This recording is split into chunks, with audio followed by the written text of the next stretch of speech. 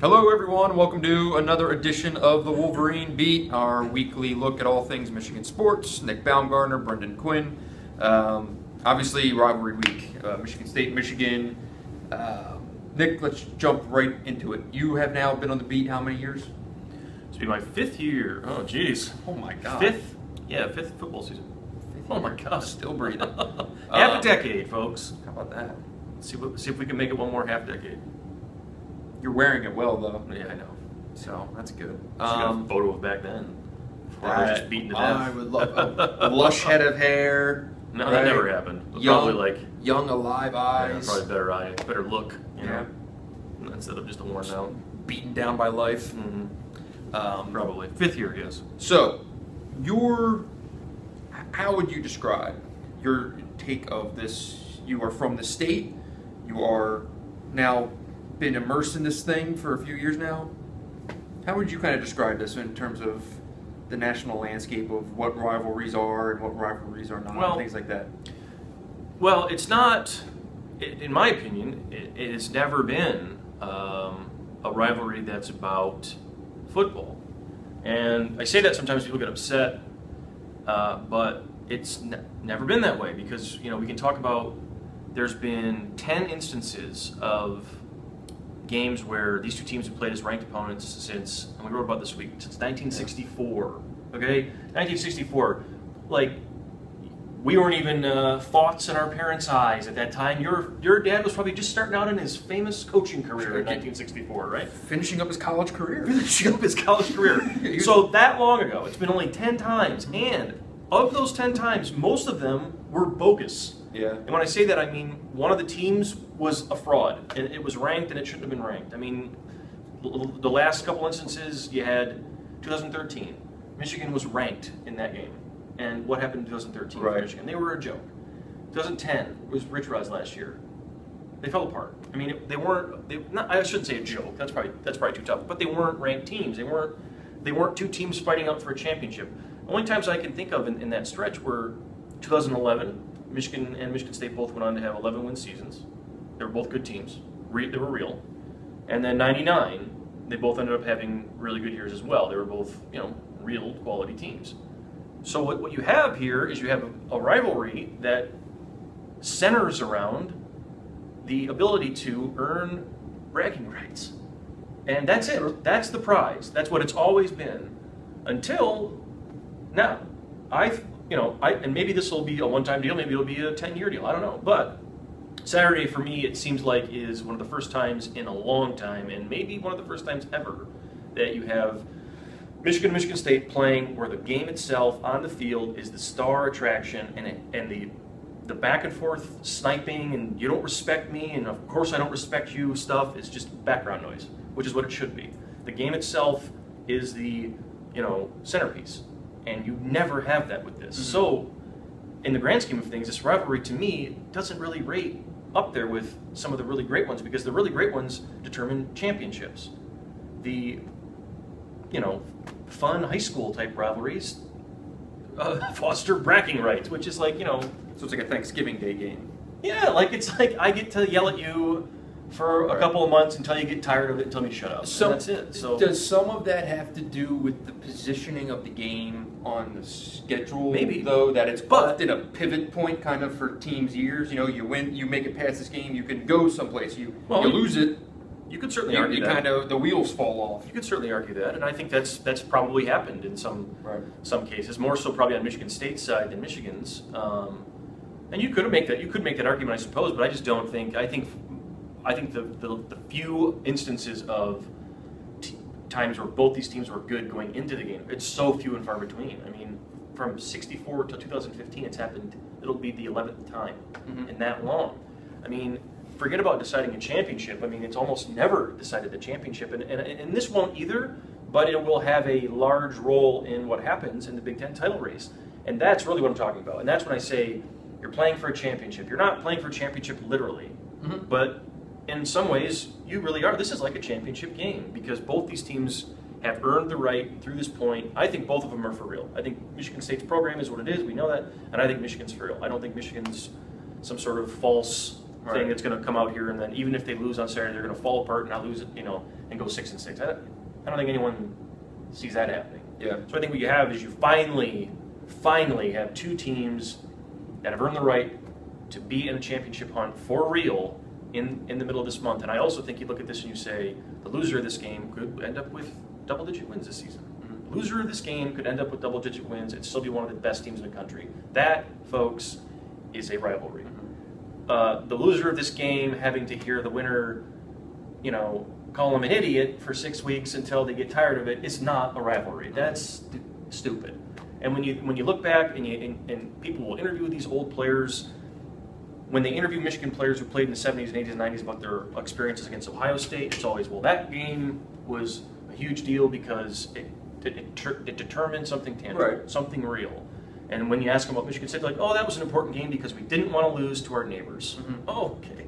Well, yeah, I mean, it's fun. Rivalries it's are fun, but it's not. It's fun, yeah, but it's not. It's nice to bust the stones of the guy in the cubicle next to you. But if that's all you have, sure, that's hollow. Sure. If that's all you have, but it doesn't lessen what it means to some people and things like not that. at all. But in terms of if you want to say the national rivalries and games that are almost kind of never been a national rivalry. Games that kind of transcend, right, just a series. Duke Carolina basketball, right, determines a title almost every time they play. Right. Michigan, Ohio State for all those years, championships. For all those won years, and lost. USC, Notre Dame. Yeah. One of those teams Auburn, is likely Alabama. going to Auburn, Alabama. compete for the national championship. Most of the time they've been playing each other. The winner gets rings and the loser gets its heart ripped out because it could have had a rivalry. That's a rivalry. And I think what you have now is the chance, maybe the chance for that to happen here, which would be great. Well, they could have. I would hope if everything holds, be really cool. Harbaugh stays, D'Antonio stays. If if everything stays the course, you could have a second, auxiliary, almost 10-year war kind of thing. It would be great for everyone involved in this state. It would be a great thing. It would bring attention to it. It'd be fun. It would help both places. I mean that. What's wrong with that? And then Harbaugh was asked yesterday, can both these teams coexist? Yeah, of course they can. I mean, of course they can. They do things differently anyway. D'Antonio's built his program basically on finding kids that aren't really heralded, and they look at it and they develop. Look at it on the basketball side. It's the same. It's the opposite. There's no because Tom Izzo has had Michigan State as one of the elite programs in the country. That didn't make it impossible for John Beilein to turn it into Michigan into a Final Four program. There's no as Jim Harbaugh says, there's more than one way to skin a cat. Oh, for God's sake! Right? There's more than one way to skin a cat, and that's that holds true here. Not you. I don't need it from you. But that holds true here. You don't have to build it a certain way. You can do things different ways, and you can still find a way. So yes, there's absolutely room for two teams in this state to be very good. And I'm not sitting here suggesting that every year these two teams are going to play in middle to late October in the Big Ten title or the East Division race, or like the whole of the driver's seat is going to be on the line. But I'm saying that if everything holds the way it looks like it's holding now, you could certainly have a good handful of those over the course of a 10-year span, which you've never had that. So let's pretty unique. Let's get into the game itself. The idea of the real test for the Michigan defense, and the storyline. I love the idea of Connor Cook versus the Michigan secondary. Mm-hmm. It's just a great heavyweight matchup. Matchup of all right, is Connor Cook? Are you one of the best quarterbacks in the country? And Michigan defense, do you have one of the best secondaries in the country? Yeah. How do you kind of see that thing shaking out, or do you have any? I really think that's. I don't know. I think that could be, that could be the victor there. Mm-hmm. If there is a decisive victor, and that could be the winner of the game. I think so often we look at this rivalry, and that rushing stat has always made a big. Whoever wins the rushing battle. But I think in a lot of ways, both these teams are sort of going to have to open up their run game by throwing the football. And I think that you can look at the other side and say Rudock against Michigan State secondary too. But the real titan matchup here would be Connor Cook, who's viewed as an elite quarterback, against Michigan secondary, who was viewed as maybe the best in the country, probably the best in the country through 6 games. So you have two really, big-time forces going at each other. You look at Jordan Lewis against Aaron Burbridge. That's a really, really good matchup. Mm-hmm. And then Cook in general, just against the whole Michigan defense. That, if Michigan is able to limit that, then it wins the game. If Connor Cook is able to put balls in tight windows and make plays all game long, then Michigan State's got an advantage. He's going to need to make NFL throws. He's going to have to make NFL throws, and those guys are going to have to catch it. Yeah. And can't have drops. Because again, I said earlier, I think Michigan's team is for real. I think Michigan's defense is for real, and I think the secondary is absolutely for real. I think Jordan Lewis is the real deal. All those guys can cover in man, especially Peppers can cover in man. Jared Wilson can cover in man. Delano Hill's a lot better. Stripling and Clark are much better.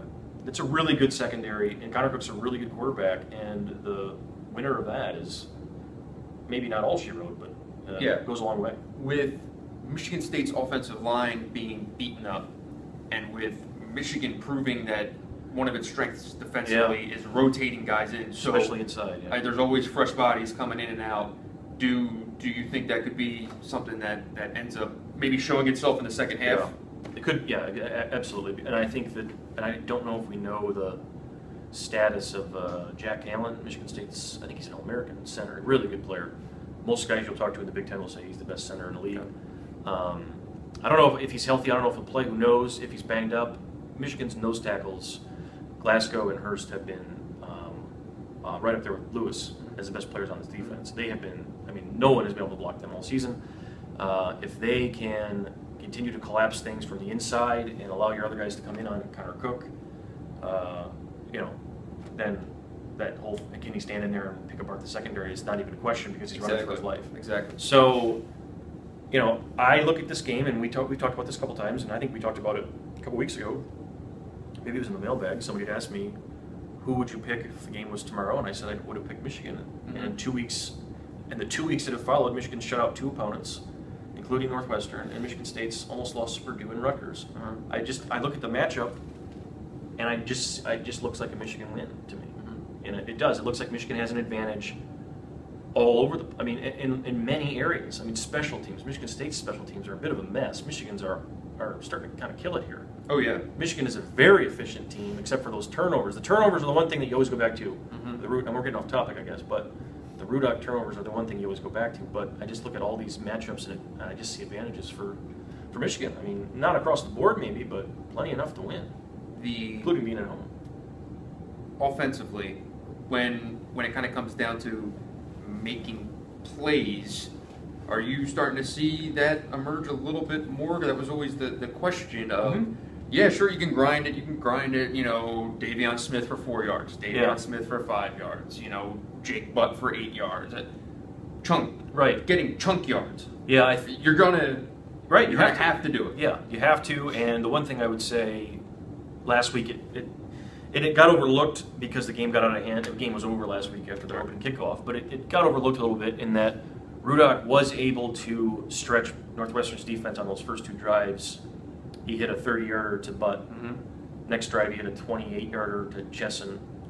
And there were open plays, and he made the throw, which means Northwestern says all of a sudden, okay, we can't just load the Butt. We've got to step back a little bit and play it a little more honest and be a little more, so we can't just load up front and just close the runoff. So he was able to do that last week. Michigan State's secondary has performed nowhere near the level of Northwestern's through however many games it's been, 6 games. There's going to be open plays. Jim Harbaugh has drawn up open plays against every team they've faced this season. He's got to deliver the ball.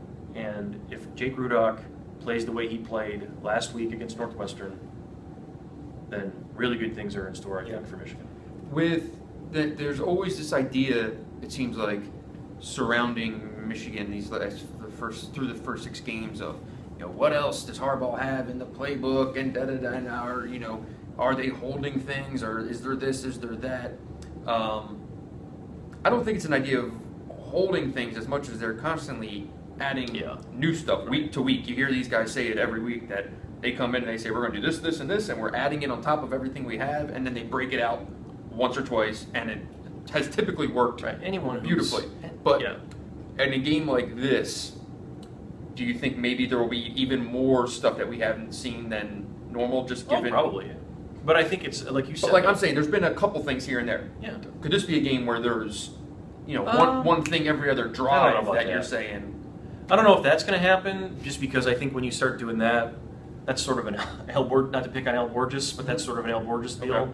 Okay. I feel like if you're pocketing things that you think are gonna work, then what the hell are you doing? Right.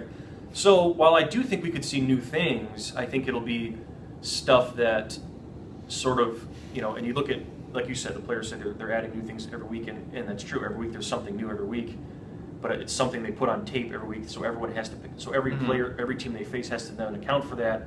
And now all of a sudden, all those little things you put on tape, you can say, well, we can do 3 or 4 different things off of those things, right? Or we can add something else on top of that, or whatever. But I don't really think that they're in the business of holding anything back. I don't know if that doesn't seem like a Harbaugh thing. I don't think that, yeah. But I do think there's something to be said about, you could certainly see some new stuff just because we have every week. Right. And you could certainly see them maybe revert back to things where maybe they get a big play that was set up 3 weeks ago.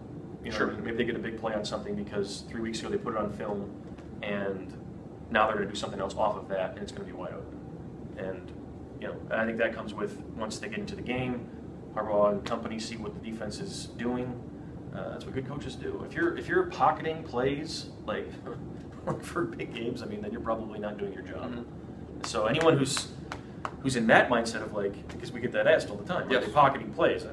I don't think anyone's doing that. I think you're scheming with everything in mind, but ultimately every game you're trying to win and you're trying to get great points. So I don't know if you're pocketing anything.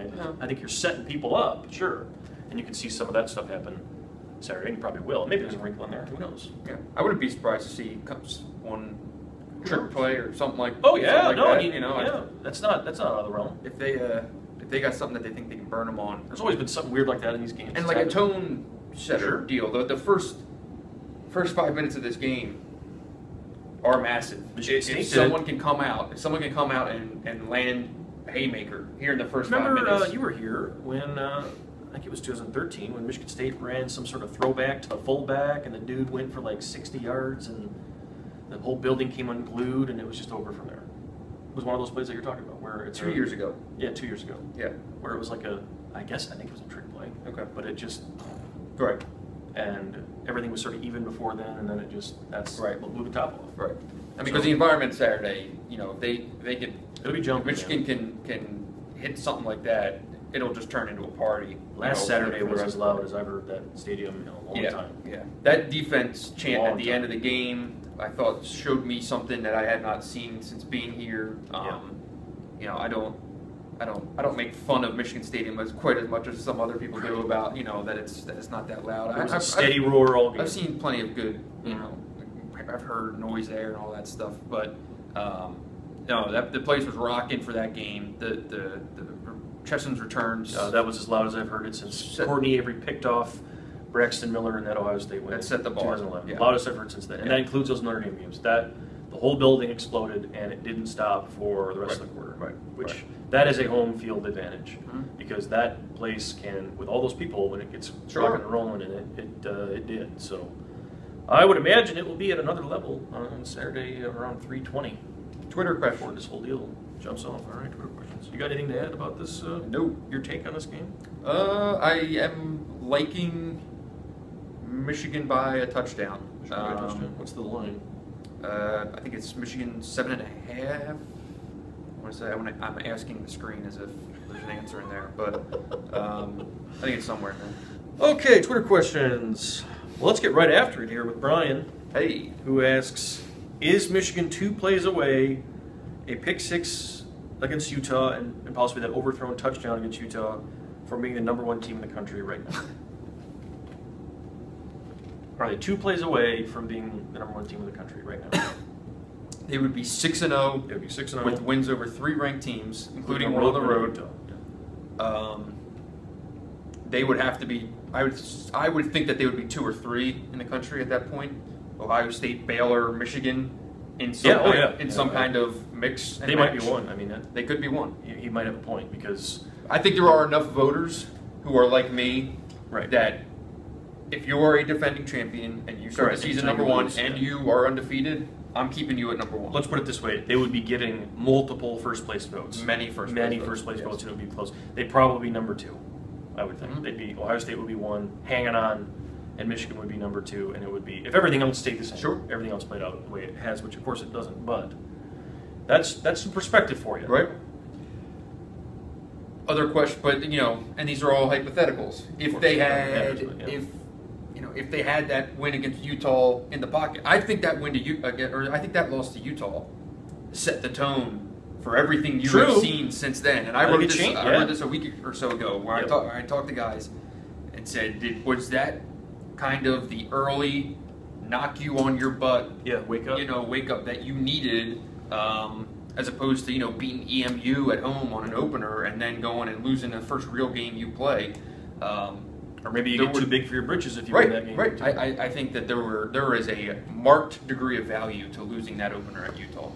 Yeah, and it's looking better every week as Utah continues to win. So, and that will bring into the next one where the Swiss asks, "Do you think Michigan's a possible playoff contender?" Because that's a good segue. I can't possibly see why not. You just look at the resume right now. I mean, they are right in the middle of the conversation. There's no reason not to. If you take out what we thought, if you take out where expectations were, which is what you're supposed to do, 7-win team, right? Right. We were both wrong, apparently. Then you just look at what they have done this year. They are 100% in the conversation, and this is a game. Well, this game is the that one will legitimize it. Because to me, if they would do it. Yeah, because to me, I think that this is the one where if they win this, then they are all in on the playoff conversation. It's not even a question. We're not getting the question. It would be, what seed would they be in the conversation for? I think because even with one loss, if you take care of your business after this, you're in it. Because as we've said, Ohio State last year at this time of year was ranked, I believe, lower than Michigan was. Their loss was a lot worse, and their wins were basically the same. I mean, they beat Michigan State, who was a really, really good opponent. Right. That's it. And they got in. And here's the other thing that we can talk about maybe down the road. Man. I know where you're going. You know where I'm going. Is that teams, until someone in the playoff committee can tell me without a shadow of a doubt that a brand name doesn't have an impact on how things are selected, then Michigan is going to be, if they're a one-loss team, they're going to be in that conversation until there's no possible way that they can be in that conversation. It's not going to ever be a situation where they're overlooked. Yeah. I don't think. With 4 teams, it would have to be one hell of a... And it's going to get... I mean, and maybe that's me just being a conspiracy theorist, but I think that still plays a big role. I don't think it's conspiracy. Michigan sells tickets, they sell ratings. Ohio State took out the policy of that possibly being a conspiracy theory. Yeah, last year. So it's a real deal. This thing is if they go and beat Michigan State on Saturday, though, when in terms of that playoff deservedly so. It's going to be wildly complicated, and there will be a million different opinions either way because they'll still have a game against Ohio State, a potential Big Ten championship game. And then what else is to go? And what else does everyone else do? If Utah goes and runs the table, how do you look? Wins the Pac-12 undefeated or something like that. Well, that's the thing. It's too early. It's the same Baylor TCU. Yeah, we're so far down. It's too early for that. It's a dark. But if you're going to, I don't know when they release the little rankings, which I think are also that's coming up. But it's got to be pretty soon. I think it's like in 2 or 3 weeks. 2 or 3 weeks. So I think it might be after Michigan's bye. Maybe you're thinking like week 8 or 9 is when these talks get serious. But you'd be headed into your bye, absolutely in the conversation, and absolutely in at least a share of the driver's seat for your league, for the division title, and away you go. And this division is turning out. These 3 teams in this division look like they're pretty darn good, and I don't know. There's not many divisions in the country that might stack up this year to the Big Ten East. So, good luck with that. I'll be covering basketball. I think you might have to do a little double duty, whether you like to or not. Big opener coming up November 13th. You got any basketball stuff you want to get off your chest today? No, I'll talk about it on Thursday. You got to remind everyone that Big Ten Media Day in Chicago on Thursday. I will be out there alongside Kyle Austin, the Michigan State basketball beat writer, and we'll have live coverage from out there. We'll have probably a video that day where we'll talk about the 2 sides and things like that. So some hoops to maybe help you get over the hump from midweek to Saturday, because you guys are really embracing. You're going to need it more than they are. I am? Yeah, you're going to need that. Of course, you're not going to be here. I'm not going to be here this weekend, so have fun with that, guys. abandoning us. Last question for the day comes from Scott, and it's kind of on topic, I think. What makes Jordan Lewis so good? Why is Jordan Lewis turning into the player he is turning into? Well, I mean, you can answer this better than I can, but my takeaway in talking with him enough times and stuff like that is he is one of those special athletes that has a combination of confidence and a baseline.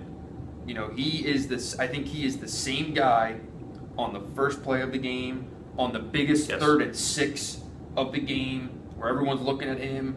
He's the same guy in the final series when a team's trying to make a comeback drive or whatever. He just is who he is. He sticks to it. He constantly talks about his technique. I think he is just kind of wired to be consistently at an elite level. That is ultimately the answer. And you can talk that? It is, and you can talk to, Thomas Wilcher, his high school coach. You can talk to anybody who's been around him for a long time, and they will tell you that Jordan Lewis is one of those guys that is born to be a cornerback. He's wired to play that position. Now, that doesn't necessarily mean you're going to be good. Sure. But he's wired to play the position mentally and from an approach. He's a perfectionist, all those things that you have to have if you're going to be a great corner. That's half the battle. The other half is your physical tools and capabilities.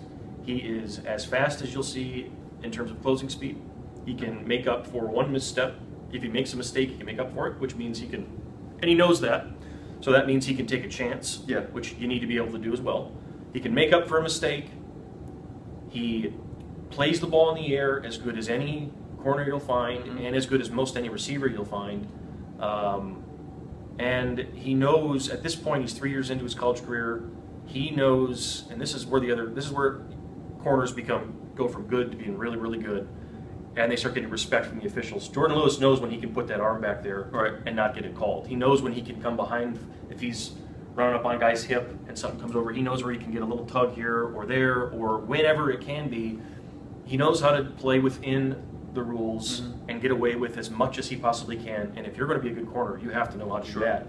And that's confidence, that's knowing what you're doing, and then ultimately, at the end of the day, he's also making plays out the wazoo here. So he's going to get respect from the officials, and he's going to get more leeway. And you're going to have to make perfect throws to beat him right now. And he's a guy that phenomenal player. He wants it too. Oh yeah. He wants the challenge. Wants to be great. He's a bad dude. He's a prototypical bad dude. It's a perfect fit at corner. That's just all you can say. I mean, he's 5'10". He gives up height. Shouldn't matter. If you're that good, it shouldn't matter. It doesn't, because he's been able to use his technique. He uses confidence. He doesn't shy away from challenges. I mean, that's what a corner is, right? I mean, you've said it, bad dude. A great corner is a bad man. I mean, he doesn't care. He just lines up and plays and trusts his abilities to make plays, and he's not thinking too much because he knows what he's doing. He's confident, and he's an All-American, in my opinion. I don't know how, and I don't know if he wasn't on the Thorpe list at the beginning of the year, but if they do any sort of mid-season Thorpe, I don't know if they do or not, but he's not on it, then that would be criminal. Yeah, he's been fantastic. So I think that's going to be it for today. Great start, yeah. So that'll be it. You won't be back. I'll be back Saturday with. You want to tell these people that you're not just quitting and leaving? No, I'm not leaving. You're coming back. I'll be back next week. I'm going home for a big event. A big event honoring my father's 49 years as a college track coach. He retired this summer, and so a big to-do, big event. Should be a great time. While I do greatly regret missing what will surely be a great football game. Something can't miss. Oh yeah, no, absolutely. Got to do right. Got to do right by the family. So I'll be home, but Nick and company will be taking good care. It'll be me and Aaron McMahon on Saturday. We'll be back with a video after the game. Aaron and I will be also in the live chat, which I think will be.